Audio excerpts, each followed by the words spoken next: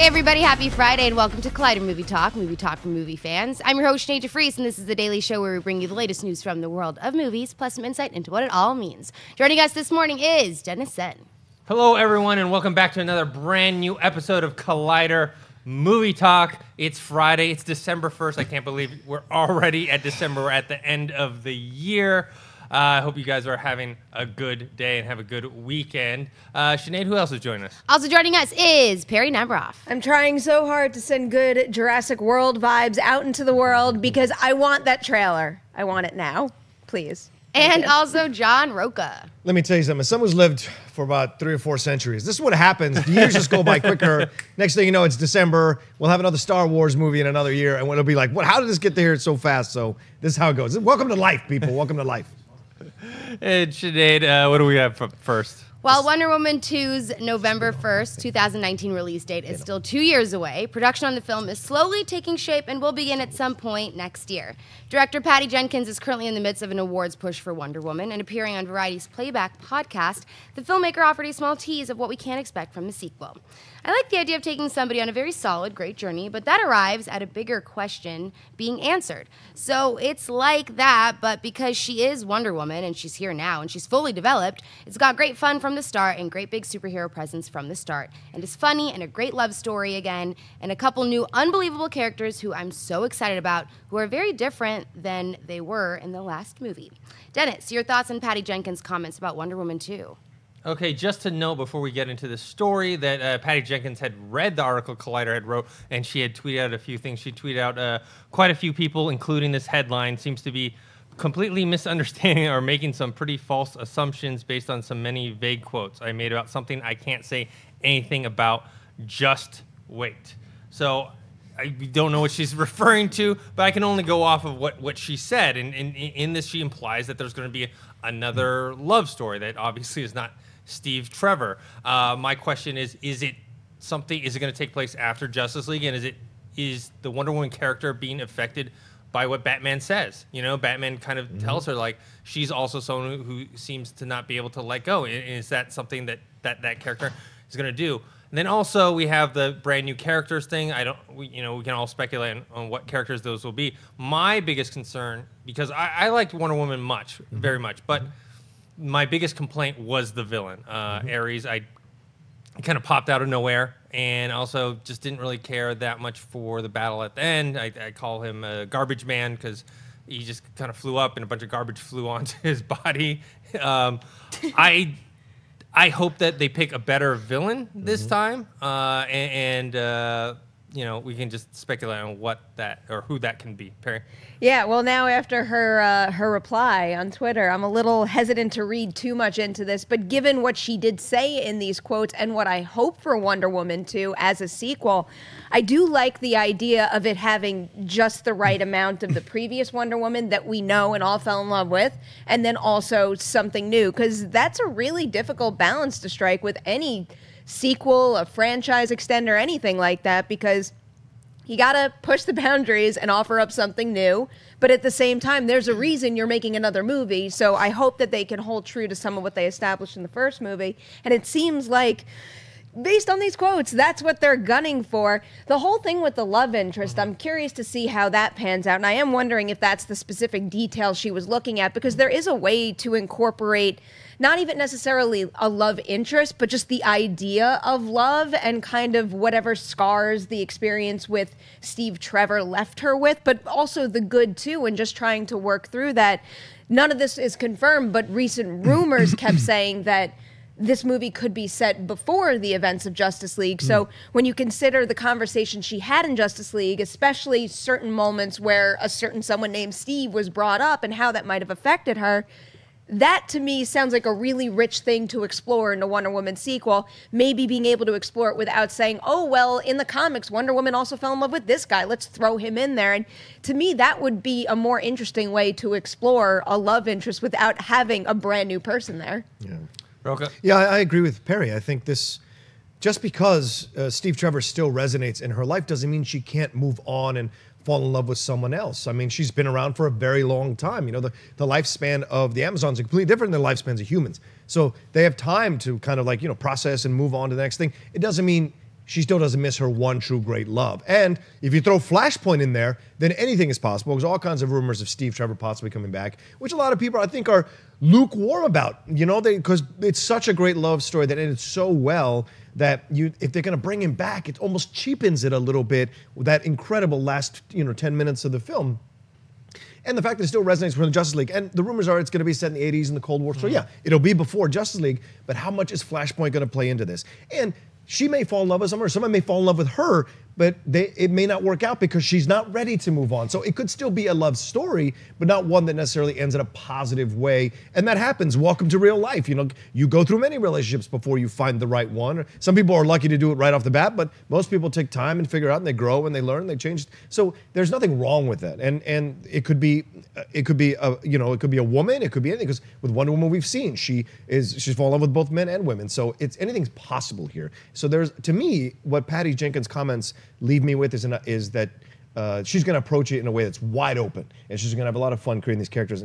But I think what you bring up about the villain is a valid point, Dennis. I didn't mind Ares, but let's go to her gallery. Let's go to Cheetah. Let's go to these other villains that are involved, Medusa, other villains you can play with. And I think if you're going to do Justice League or in Justice League, like we saw at the end, well, spoiler alert if you haven't seen Justice League yet, but in the post-credit sequences, it looks like Luthor's putting together an Injustice League, and one of the members in Justice League has been Cheetah. So there's certainly possibilities here that a more traditional villain could come into the fore, and it would be great. And not only that, I think DC, especially with what happened with Justice League, and also with the success of the first Wonder Woman, they're going to keep it a standalone movie. I mean, the first one had the bookends that tied it to Batman v Superman, but really it was a self-contained story, and I think they're going to do the same. One, because the first one was so successful, they trust Patty Jenkins, and then now with Justice League not doing as well as they had hoped it to, they're just going to kind of, I think, leave it alone, just so, hopefully they make more money. Yeah, the bit of the quote that would suggest that that's the route they're going in is she said similarly singular, and yeah, that's our interpretation of it. It might not be accurate, but to me, that seems like what she's pointing towards.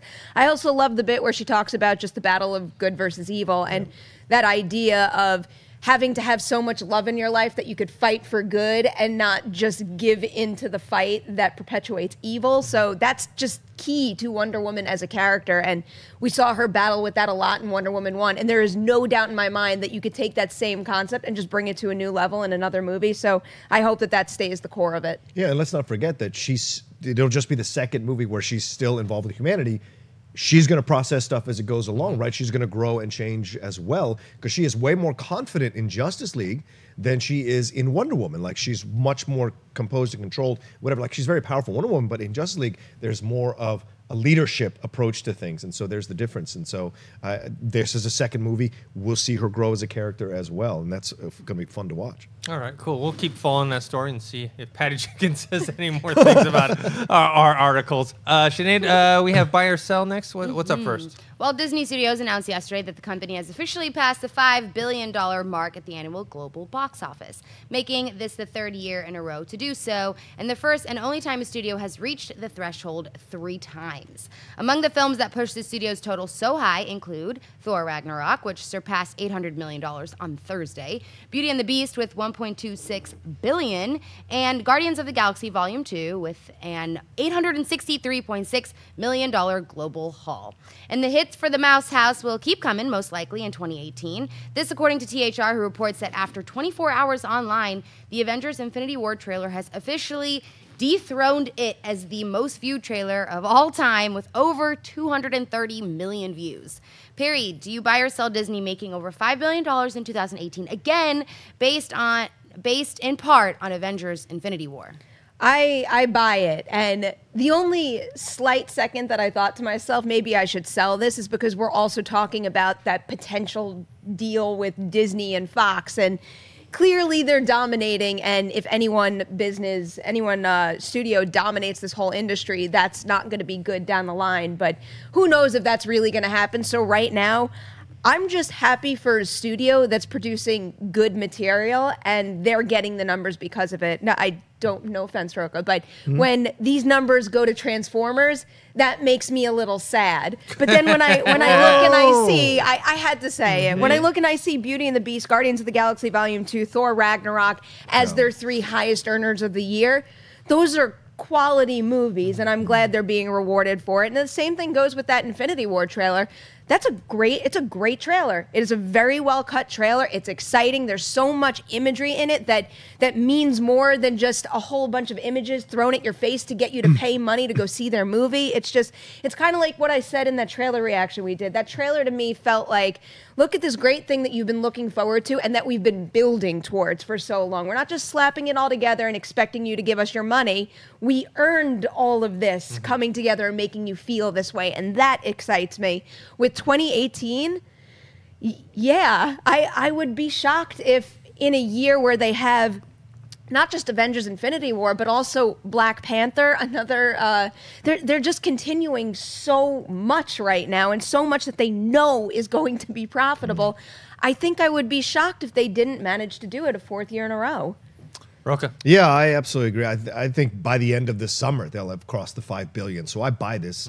If you look at the slate, The Incredibles 2, the solo Incredibles Star 2, Wars yeah. story, Wreck-It Ralph 2, Black Panther, Avengers Infinity War, Ant-Man and the Wasp, a live-action Mulan, Mary Poppins 2, and A Wrinkle in Time. Don't count out A Wrinkle in Time. A lot of people love A Wrinkle in Time. So if you just break those movie down, if the Han Solo movie comes out and it's fantastic, that's $1 billion. Incredibles 2, people have been looking forward to it like crazy. That's another $1 billion.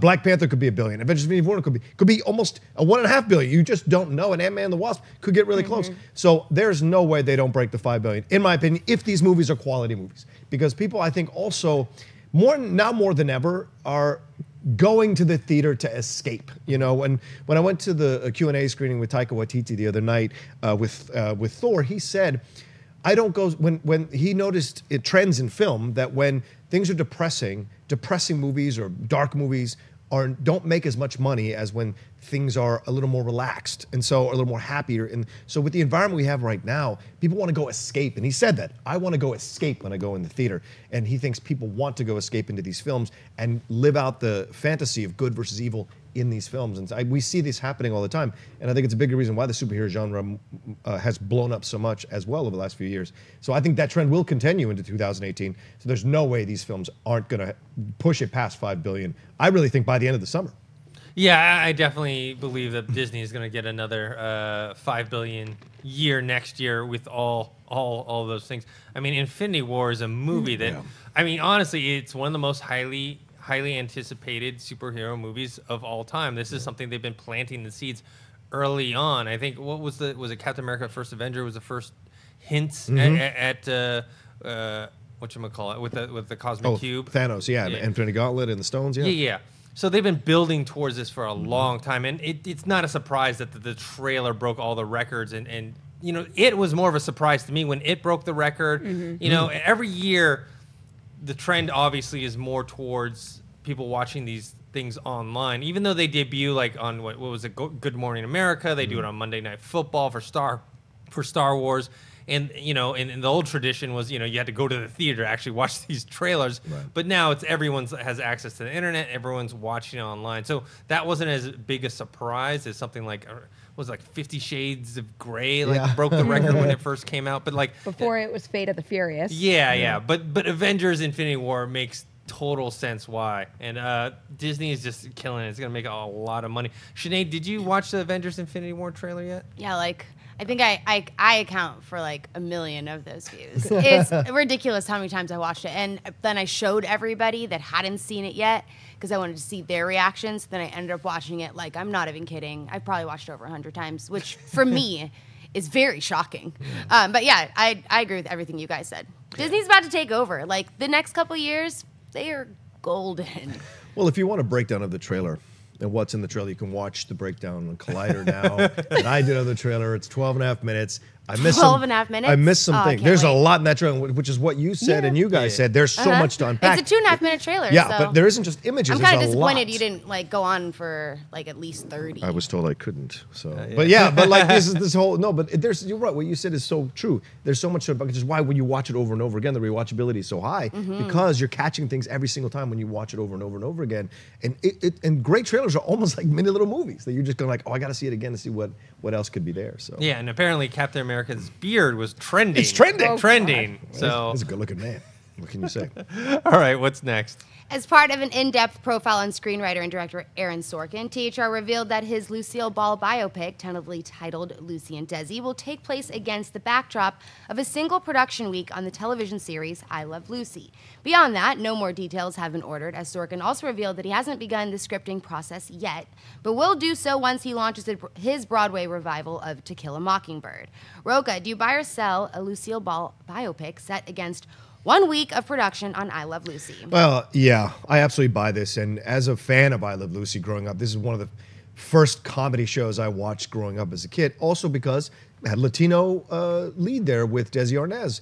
But if you do the research on this, there's a lot that went into Desilu Productions. There's a lot of backstage drama. He was cheating on her all the time. She was frustrated. It was a terrible relationship that they were in. It was loving, but then it became a very competitive, jealous relationship. Yet it spawned Star Trek. It spawned all these amazing shows. And that's the thing that people don't give Desilu enough credit for, is that Lucille Ball and Desi Arnaz were pioneers. They were always 2 or 3 steps ahead in television, and so much of their fingerprints are on the television shows that are the foundation of why people love television today, the golden age of television. And so there's so much to explore here, and then you throw in their relationship. If Cate Blanchett is really going to play Lucille Ball, that's going to be huge. You've got to find an actor who's going to be just as powerful playing Desi Arnaz. I saw the TV movie on that, and it was nowhere near. There's so much to explore and unpack. And if you ever read a biography on Lucille Ball, this is a very accomplished, driven woman who transformed from a B-movie actress into one of the comedy geniuses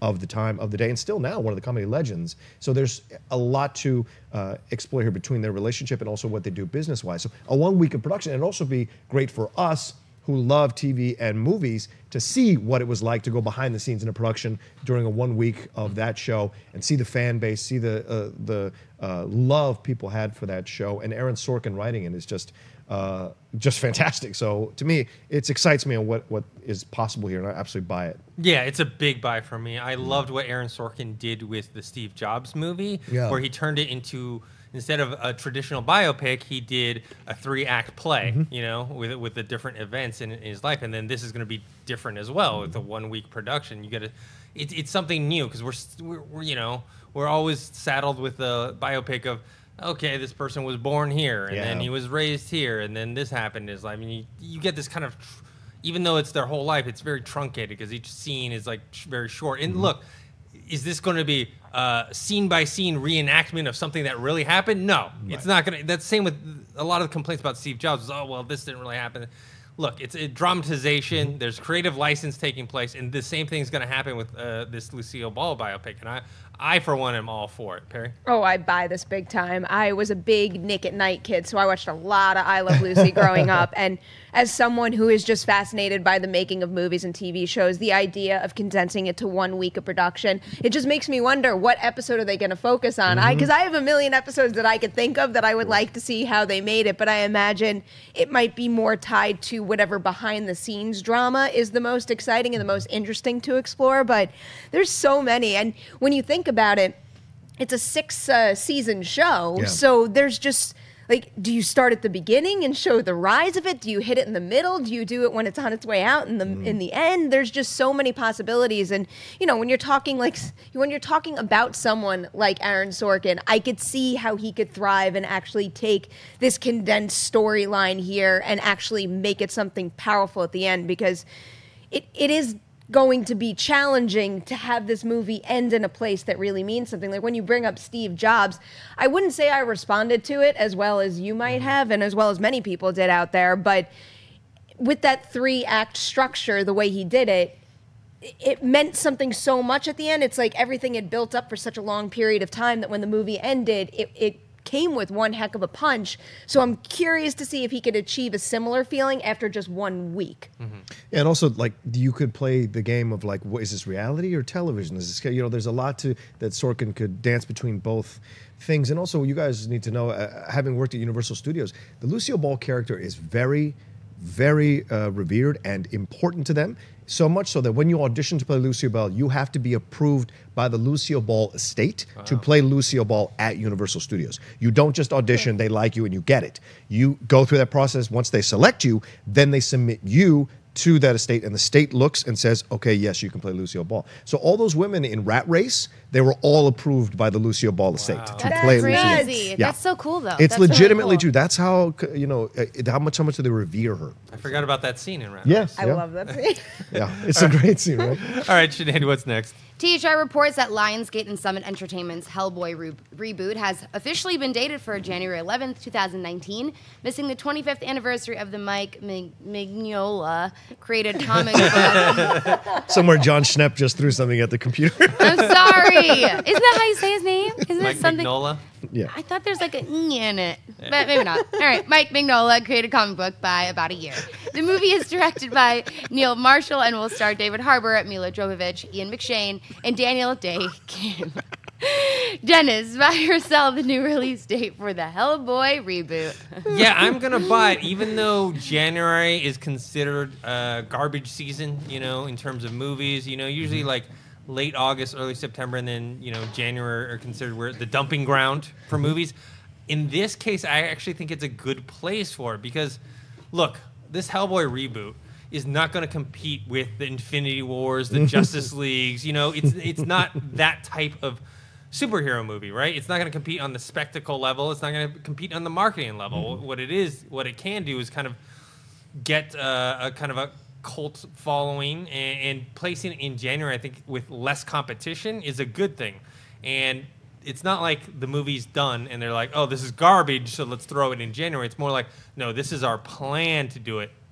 Look, I'm a fan of the Hellboy, the Guillermo del Toro, Ron Perlman ones, especially Golden Army, and I was interested in seeing the third version of it, but since that's not going to happen, you know, Neil Marshall with David Harbour is a good second choice. Perri? I was a little surprised when I heard this is the date they went with, but it does make a whole lot of sense. I know you brought up a dumping ground. Yeah. I think that month is becoming less and less so as we continue on because, I mean, look at what Split did this year. There's a lot of opportunity there, especially if you have a good movie that could catch on with word of mouth. And, you know, looking at what else is coming out that exact weekend, the only thing that has me concerned is that Brad Pitt movie, the sci-fi adventure movie Ad Astra. I don't really know all that much about that, but, you know, you put Brad Pitt in a movie, in a sci-fi adventure movie, and that's bound to get some attention. But other than that, it could be in good shape, especially if it winds up being a really good movie, too. There's only one major wide release on the calendar for the week before, and it's a horror movie, so if this thing is good and people are interested going into its release, like if the trailers really pop, I think this could have been a really smart move. But then just one other thing to point out is that the weekend after is when Glass comes out. So hopefully they don't, you know, chop the legs off that they could have, but it's definitely a better position to have yourself in versus getting closer to that big, versus getting closer to Black Panther and then to all the summer fairs. So I think this was probably the best place they could have put it. Rocha? Yeah, I mean, I think things are changing, and we see this happening now slowly through the schedule of films that are being released by the studios, that these months no longer are necessarily dumping grounds. And I think that's changing. It's like the NBA, and people talk about it now, the NBA now is like it's a 12-month league now. It used to be like only certain months, 8 months. Now it's a 12-month league, a year-long league, because of all the news going on outside of it. So I think this is happening with studios too. Studios see that there's possibilities if they release a good movie in a certain month where people traditionally don't necessarily expect much, they'll be even more excited to go see something good that they will spend their money on and go to repeat viewings because there's not much else competing with it. So if you have terrible movies competing with a good movie, you're obviously going to go back and see a good movie a second time. People want to go to the theaters, enjoy themselves, and bring their friends, especially superhero movies. So I buy this for now, I don't think it indicates anything else other than this is they know they don't want to compete with the bigger fish, and they know what they've got. Kind of like Blade, like it's a smaller superhero story, but it could still resonate with people, or The Crow, that kind of thing. So that's the vibe I have with it. Cool. All right, what's next? According to THR, Fox is developing an adaptation of the book Crenshaw, with Logan director James Mangold signing on to direct. The children's book by Newbery-winning author Catherine Applegate tells the story of Jackson, a young boy whose family has fallen on hard times, at which point his imaginary friend, a giant cat named Crenshaw, comes back into Jackson's life to offer some help. A release date has yet to be determined. Perri, you like cats. Buy or sell James Mangold directing Crenshaw. Riley, he definitely wrote that. I'm gonna buy it, and not just because it's a cat in the movie. I'm mainly buying it because of Mangold, because Logan, and there's a whole bunch of other things on his resume that just prove he's a talented director who chooses interesting projects, and he has more range than one would think. If you go through his resume, there's a lot of different stuff in there. It's also easy to look at his work with Daphne Keane. She is incredible in the movie, so one would imagine he knows how to work with child actors. And I've never read this book, Crenshaw. All I had heard when I got the show notes was that brief synopsis. So you can actually download a sample of it through Amazon, so you could read a little bit of it for free. And I read the first couple of chapters, and I mean, I didn't get to the meat of the story, and I don't know where its heart is in the end and what points it's going to make by telling this story about a kid with an imaginary cat friend. But the stuff that I got from the beginning is, it's like all told through the eyes of this child character, but it's not dark, but it's deep and kind of troubling stuff, especially from the adult perspective, listening to how he explains just being in his house. And the beginning focuses heavily on the fact that years prior, he used to be able to tell his mom, like, oh, my favorite food, and if you don't get my favorite food, I'm sad. But then they're in a point in their lives where he's lucky if he has enough just to not go hungry. And the way that it's conveyed, especially through his eyes, it's heartbreaking. So I imagine there's going to be deeper layers to it than you would think had you just heard, oh, this is going to be a movie about a kid with an imaginary cat. So I'm going to buy it. Okay. And are you going to cry when the movie comes out? Well, the cat's imaginary, so I'm assuming Still. the cat can't. You never I'm know. not going to say it. Never not going know. to say it. You never know. Rocha? I like this story because it has shades of Harvey, the Jimmy Stewart film where he has the 8-foot the imaginary rabbit, because this cat is supposed to be bigger than the kid. He's more outspoken, all this kind of. So most of the time, kids create imaginary friends to help them through tough situations, right? Lost family, lost money, poor, just trying to figure it out, blah, blah, blah. In Harvey, he is possibly an alcoholic. He might have a mental illness, and his way of like dealing with the world is having Harvey as his best friend to help him, kind of come back to normal, even though he's a bit eccentric and whimsical. This has like a feeling to it like that, and so A PG version. yeah, of that.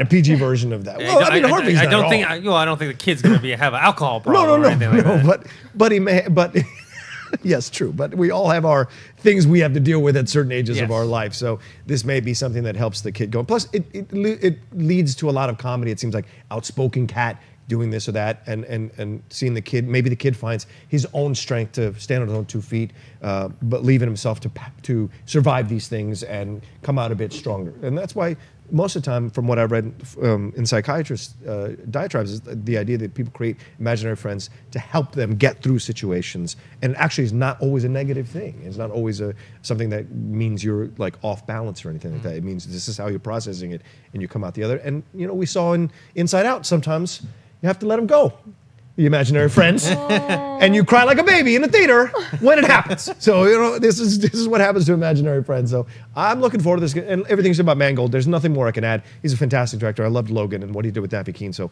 I look forward to see what he does. Yeah, I'm going to buy it as well, mainly because of James Mangold. I was surprised, though, at his choice of his next movie, he did the previous Wolverine and he did Logan. You expect him to either move into maybe more either superhero or sci-fi genre or something, maybe a gritty indie film that, but this children's book adaptation was a surprise to me. Yeah, I'll check it out, and see what this giant cat is all about, because I like cats as well. All right, Sinead, Sinead, what's next? A new trailer has been released for Paddington 2.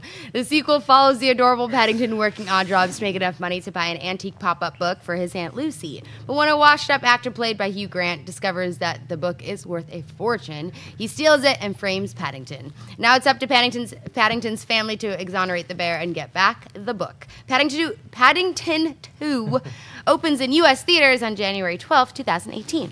Rocha, do you buy or sell the new trailer for Paddington 2? You know what? I'm a tough SOB. I mess around, joke around, bust balls, all that kind of stuff. But this trailer was very sweet. And it got to my heart, and I'm like 100% buying this trailer. And it's exciting to me because Paddington is one of these films that came out, and it's 98% still on Rotten Tomatoes. It made $191 million worldwide on a $55 million budget. And so people liked this movie. And this trailer, it feels very much like the first movie. And, you know, I remember reading Paddington growing up as a kid. So it's an unusual character. It's a fun, playful character. Plus, you get London. It's from the people who brought you Harry Potter. So a lot of things are combining here. Plus, a great cast. Sally Hawkins, Jim Broadbent, Brendan Gleeson. They're all in here. You get Sanjeev Bhaskar. Shout out to our British fans. He did The Kumars, one of my favorite series on BBC. Ben Whishaw is the voice. And Ben Whishaw, who I've loved since I saw him in Skyfall as the voice of as Q. So all of this is here. And Sally Hawkins, what a great next step for her after Shape of Water. Let's do this. I want her to do more things because Sally Hawkins is one of these unusual actresses that is just magnetic to watch. Blue Jasmine, she's fantastic in that as a sister. And this is also cool. The writer Simon Farnaby, one of the writers, played Blue 5 in Rogue One. So there's a lot going on here to promote it, to make it feel. But the trailer itself is interesting. Plus, they send Paddington to prison.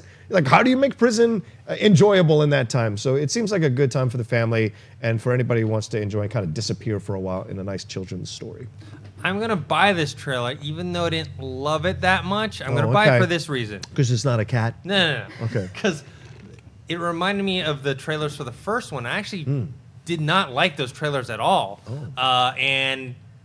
But I ended up watching the movie, and I thought it was fantastic. So it was a big surprise that year when I saw that, because I watched it and I thought it was like really silly and stupid, and you know. And when I actually watched the movie, it was much more charming.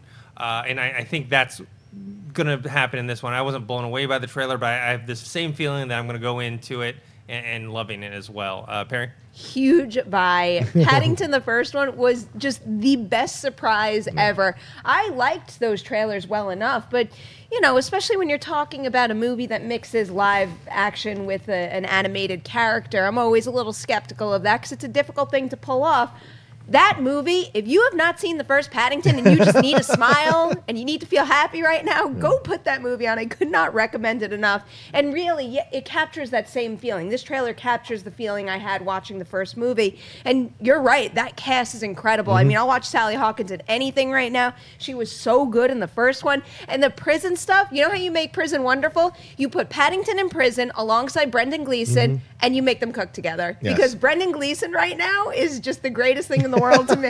I mean, it's a weird comparison, but Mr. Mercedes, if you haven't seen that too, there is something about him in that show that he is just like so kind of like strong and powerful, and you believe he's capable of solving that case and figuring everything out. And I'm just really excited to watch him in anything. But this movie is actually already out in the UK, and it's got 100% on Rotten Tomatoes. People are loving it. It's just getting such a great reaction. So I am counting down until I could see this movie. And the idea of Hugh Grant playing the villain, especially post Nicole Kidman, because Nicole Kidman in that first movie is just the greatest. So I have a feeling that if anybody can capture a villain like she did in that, it's gonna be Hugh Grant, because the stuff we see of him in this trailer, it just looks like a huge opportunity to have fun being evil in a kids movie.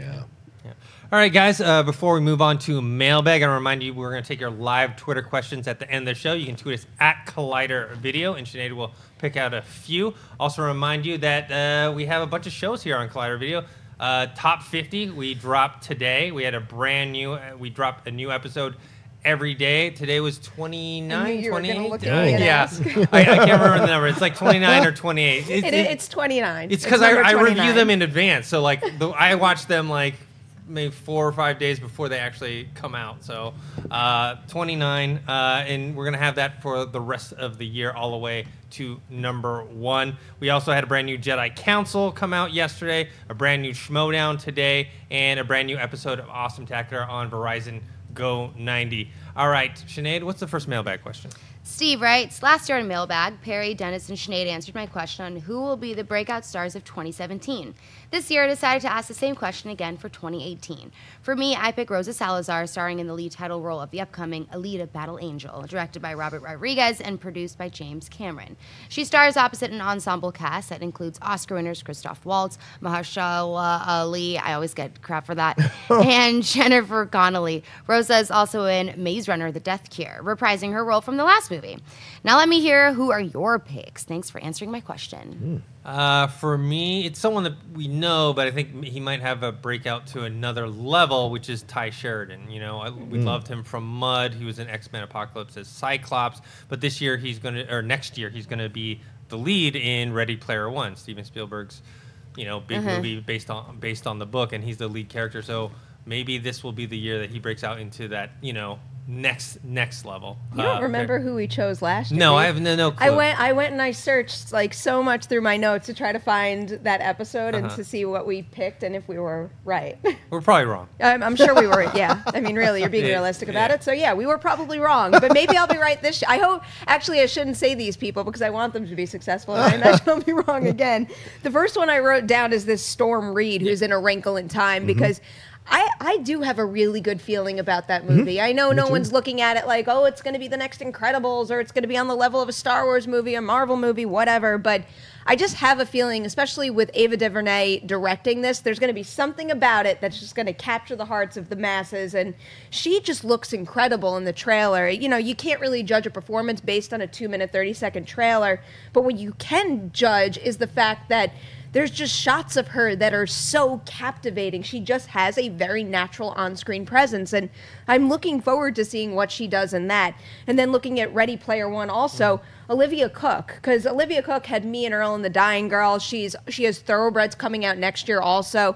I also really liked The Signal. I know some are mixed about that, but she's really talented, and I think if Ready Player One hits, that could be a name that becomes more familiar. And one more I want to throw in there, again, because I've mentioned her on a couple shows recently, Andrea Riseborough, and it's driving me nuts that she's giving great performances, and I wouldn't say they're overlooked because I think she is getting good reviews in something like, let's say, Battle of the Sexes, but it seems like Battle of the Sexes is getting overshadowed by everything else that is very deserving of being in Oscar contention, but she just consistently delivers great work, and it seems like she's not a household name. And she has so many things that are coming out at Sundance next. I think she has 2 films at Sundance, one of which she stars in and produced, and it's actually also from an alum from the film school that I went to. So I'm really excited. I'm looking at that. It's called Nancy. So I'm hoping that next year is finally the year that Andrea Riseborough climbs above the level she's already on and becomes a recognizable name. Rocha? I think that's a great choice. I loved her in Oblivion and in Birdman. She's great whenever you see. She's one of these powerful British actresses you can see in a number of smaller British films, and she's amazing in them. So that's a great choice. I throw out Zazie Beetz out there because of what she did in Atlanta, and then she was one of the best parts of Geostorm, and now she's going to be in Deadpool too. So I think she's going to blow up as Domino. She's going to be great. Sylvia Hawkes from Blade Runner 2049, who was the main android, a replicant rather, going in there and doing what she did throughout the whole film. Basically stole the movie from just about everybody in the film almost.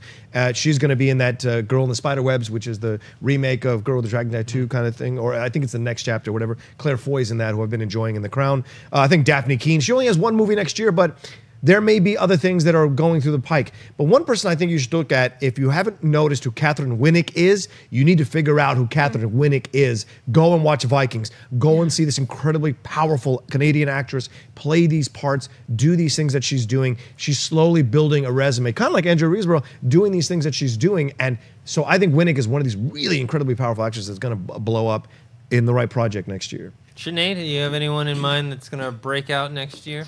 Well, I feel like Maisie Williams is about to blow the F up. And it's like, if you don't watch Game of Thrones, you're going to know who she is and you're going to like her because the girl has so many projects coming out, and She's in whatchamacallit, New Mutants. New Mutants, yeah. So if that doesn't blow her up, then there's like literally 10 other things she's doing. And then I also think the lead from Power Rangers, Dacre Montgomery, he also is going to be big in 2018 because he's been popping up on like different random TV shows. And like, to me, he was really, really good. He's like, when I think of people where I'm just like, where did you come from? Like John Boyega, right? And I feel like if John Boyega wasn't so busy, then he would be everywhere because he has Pacific Rim coming out. And I think after episode 8 and then Pacific Rim, it's going to be John Boyega's time to like show everyone like this is it. But he's been so busy. But yeah, so I think that those would probably be my top 3. Oh, and then also Daniel Day-Lewis, yeah, no one. It's gonna he's up and coming. It's gonna be a good year for Daniel Day-Lewis. I just hope he blows up before he retires. Kid from Get Out and Black Panther. Kaluuya. Daniel Kaluuya. Yeah. So like Get Out, and now he's got Black Panther coming out. And so I also feel like this is about to be his. It's just like all these people. I feel like 2017 was a really good year for us to be like, holy shit, like where do these people come from? They're all so good. There's like a handful of them. John Boyega was so good in Detroit also, and that's another one that is just completely, like, no Under one's the talking radar, about yeah. it anymore. Yeah. Just like they just went under the radar for like a couple years, even though they were cranking out some really good stuff. But that's why I feel like 2017 was a shitty year anyways, 2018. That's the year you want to get famous for sure. And I'm guessing you probably, like me and Perri, can't remember the people that we picked in Hell no. Mailbag. I was probably like, I don't know. I don't even remember I was at trying all. to like retrace my steps with picking people for this year and figuring out what we would have been aware of. I feel like I probably would have said John Boyega because he was like, honestly, because when was that? That had to have been last year. Yeah. It was probably John Boyega that I said, for sure. Or it was definitely. So now we're going to add a new layer to this game where we have to predict the people we picked last year. I know, but how are we going to find it? Yeah. Well, it's also a thing because because it's recorded and it's on the internet and anyone can go look for it. Yeah, that is a thing we can actually find, or someone will hopefully find for us. But come Sundance in early January, we're also probably going to completely restructure these lists we just made, because thinking back to what hit at Sundance this year, it's like if I had known Call Me By Your Name was going to be huge then, I would have predicted, oh, hey, watch out for that Timothée Chalamet because he is gonna get a nomination. I hope he should. And he probably will. Yeah. All right, guys, we're going to move on to live Twitter questions. Sinead, what do we got? All right, Alexis Lopez says, would you guys like Eddie Murphy to return as Mushu in the live adaptation of Mulan? What? Excuse me. As Zach? As what? As Mushu? As Mushu. Okay. The question is, I don't know what route they're going with the Yeah, if it's Mulan live movie. action. Like, are they going to have like a CGI dragon? Right. Sure Are they doing will. I don't know what, like, are they going like more serious, or are they actually going to stick with the musical elements? You wouldn't want him to come back? I love Eddie to pieces. It's iconic. That voice is so It is. distinct. I would if that's the route they're going. Yeah. They're Okay. keeping with the musical and with the comedy. So like we saw with Jungle Book, where like Bill Murray's doing the voice. Yeah. I mean, that's what I assumed they'd be doing. Isn't All that right. what they're doing for Lion King? Is like people walking around? There's actually like, I think 2 or 3 Mulan movies going on. One's the Disney one. There's 1, 2, and 3. Yeah, and then another one's like a serious drama war epic or something. Wow. Like that. Yeah. So Okay. I'll say yes. I guess that'd be cool. It's just Disney has done nothing to suggest that is what they're going to do, even if they have the option. Well, also because they're trying to focus on making it very specific to that region. So they're casting actors that are going to be Asian, and so they may that's not true. necessarily go the route with Eddie in the direct. So that's why I reacted to it, because I'm like, I'm not sure where Disney is about that, because are they going to keep it all Chinese actors and that kind of thing, or are they going to branch it out and take the chances to cast certain name actors? I mean, they're not doing that with Lion King necessarily. You got Billy Eichner. You have, who was it? What's his face? Billy Eichner is playing who? Timon or Pumbaa? Yeah, Seth And Rogen. then Seth Billy Rogen. Yeah, but those so are- it's like, I Those mean, are animals. They're not distinct, like in a certain. what is Mushu? A human? Dragon's He's a not an animal. dragon. The dragon's not an animal. Let's not have this discussion here. Dragon is a fantastical creature. It is not an animal. Yes, I know. This is Like, you know what I'm logic. saying? So you know what I'm saying? Like, I totally agree with you. Go find me a dragon outside. I'll find you a dog. That's an animal. You can't find a dragon outside. Oh my gosh! You know what I meant. Anyways, whatever. Yeah, I'm I just don't messing really with you. care. Sorry, Eddie Murphy. I was rooting for you, but my friend Rocha like hates you or something. So I don't know. love Eddie. I love Eddie to pieces. I just don't know if they're going that route. All right. All right. When a movie gets bad reviews, this comes from Tyler McLaughlin. When a movie gets, I love you, Rocha. You know I that. love you too. When a movie gets bad reviews, why do people complain and blame Rotten Tomatoes but not Metacritic? Not many people even mention Metacritic. Because Metacritic isn't as well known. Rotten Tomatoes is something that like people put on their posters and people talk about and they advertise and people know it. Metacritic isn't as well known. Personally, I don't think you should be blaming Rotten Tomatoes in general. Like, if critics don't like a movie, they don't like it. That's their opinion, and it shouldn't. Sure, it affects the box office, but people should decide for themselves what they want to see. I mean, we mentioned Transformers before. That has very terrible Rotten Tomato scores, but it still makes a lot of money at the box office. So it's I don't think it's the end all be all of whether a movie is going to be successful or not, or whether a movie is good or not. So I don't think people should put that much stock into it. It's a cool thing to see, and as long as you know what it represents, then it's fine. Yeah, I'm with you on that in terms of just not heavily weighing your movie going choices on Rotten Tomatoes and Rotten Tomatoes alone. But in answering this question, there is no doubt that Rotten Tomatoes can have a serious effect on the box office. Sure. It's proven to be true before. But with Metacritic, I'm semi-aware of Metacritic, and I'll navigate over there every once in a while. Right. But really, Rotten Tomatoes is the one that's most popular. Yeah. Well, there's a line from King Henry IV of Shakespeare. It says, "Uneasy lies the head that wears the crown." And that's the thing. Rotten Tomatoes used to be something people loved and enjoyed and wanted to go back to. And of course, in Dark Knight, you live long enough to become the villain, right? And so that's the thing. People now turning on it. But Rotten Tomatoes is a fantastic service. It gives you an idea of what the film is ranking amongst the critics. Then you do the legwork and read the critics' reviews that you trust and respect. They give you access to that. So I'll say this over and over again. I fight against this Rotten Tomatoes thing all the time because I think it's a cop-out. And it does affect things. And I think they really blew it with the Justice League thing. Absolutely. They're not flawless. But I think they're a service that's very essential. And yeah, Metacritic is just, it's kind of like Kmart to the Target. You go to the Target, and so that's where you go. And Metacritic is there, but they're basically going to say the same thing that Rotten Tomatoes does. Rotten Tomatoes is a better presentation. Yeah. Sinead, what's next? Chris Woodburn says, "What's everybody's favorite shot of the Infinity War trailer?"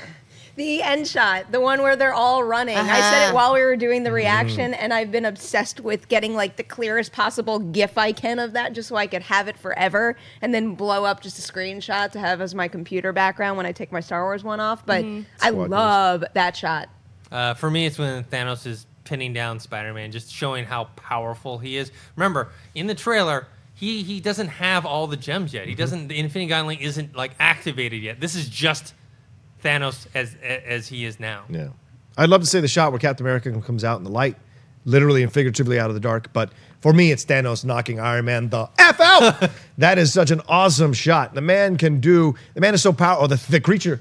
The animal is so powerful, it can punch Iron Man like dead. He punched him dead, not out, dead. And so to me, I love that shot because, like you said, Dennis, it shows his power. Sinead, what was your favorite shot from the trailer? Well, I definitely liked the group one, but I had a couple. I really liked also the sequence of Thanos pinning Spider-Man down because I think that leads into him hitting or knocking out Iron Man. So it's like those few seconds.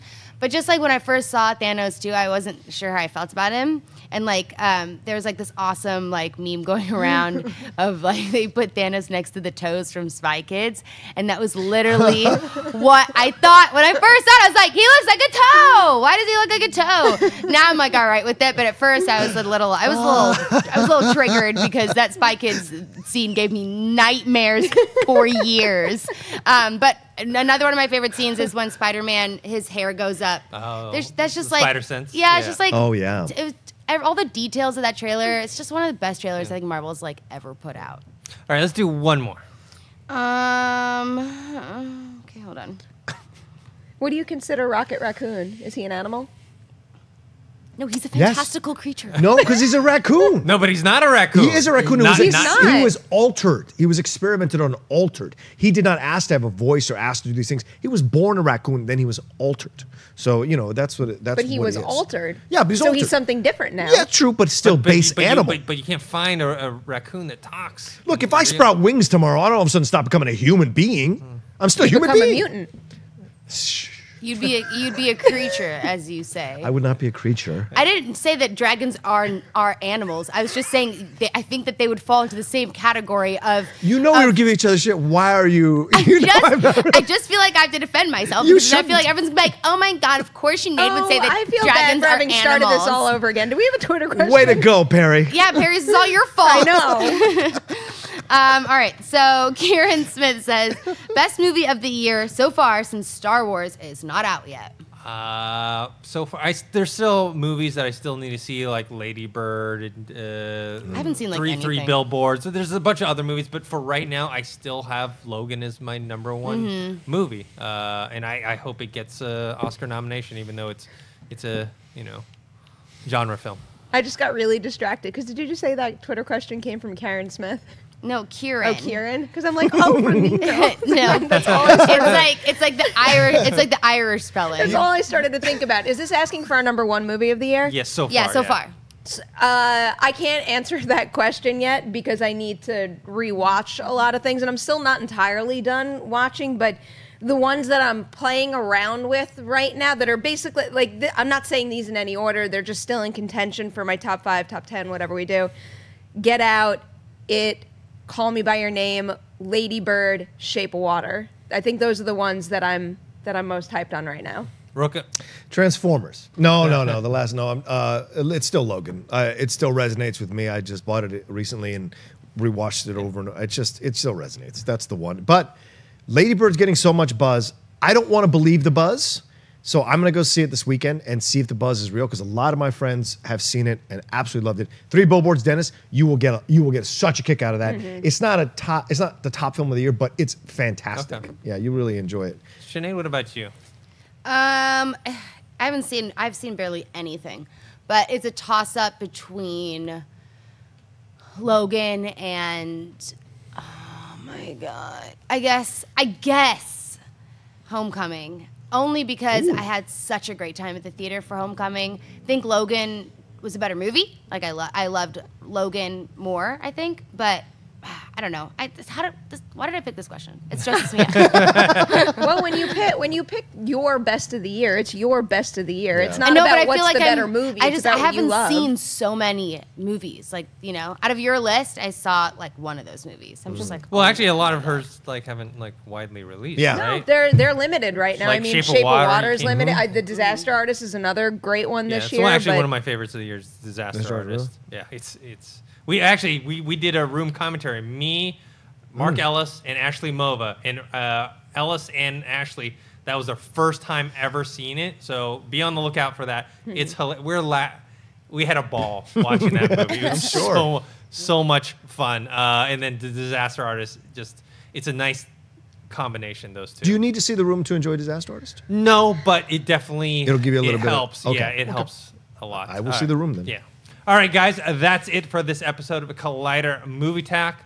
Thanks for joining us. Perri, where can people find you?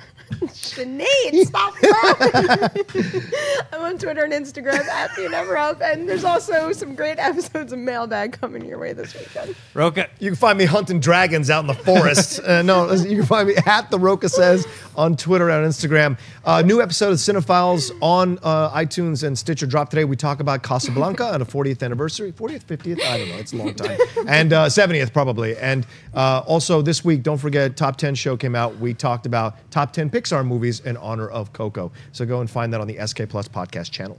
Sinead? I don't understand how you could hunt dragons in the forest if they're like not animals. It was a joke, Sinead. I'm just saying, like, it you're was saying a joke. they're fantastical creatures. I don't think you find fantastical creatures just like chilling in the forest. They're my friend. They're my imaginary friends. Okay. Anyways, I'm online at Sinead DeVries at thatsoshinead.blog, and I'll be back next Friday with these jabronis for another episode of Movie Talk. You can find me on Twitter at ThinkHero or Instagram Dennis.tzng. Thanks to Adam and Cody in the back. And I hope you guys have a good weekend. And, if you have some time, check out a bunch of our other videos. Hey everybody, Mark Ellis here. Thanks for watching this episode of Collider Movie Talk. You want to watch more? Then click up here, or you can click right here for more great content from Collider. And if you haven't subscribed to Collider Video, do so right now and share this vid with your friends. Thanks for watching.